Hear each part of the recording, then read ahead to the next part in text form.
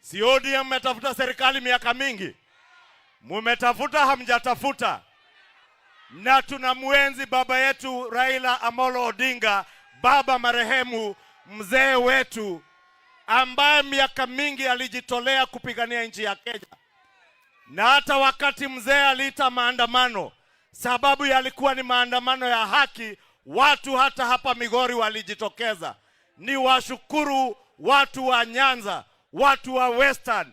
Nyinyi wakati maandamano ya porojo inaitwa, mmesema, niliona Kisumu, mnasema nyinyi mnapanga foleni mkichukua kura ili mpange serikali ijayo.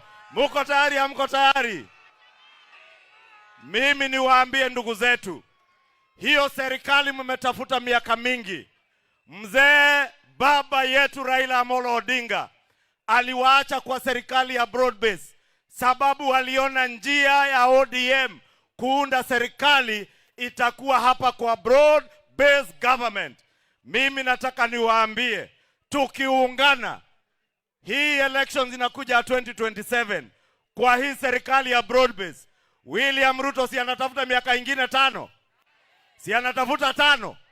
Sasa nyinyi jameni, mkiangalia William Ruto inasemekana ashindane na Matiang'i, ati ashindane na Kalonzo, ati ashindane na yule Mkabila.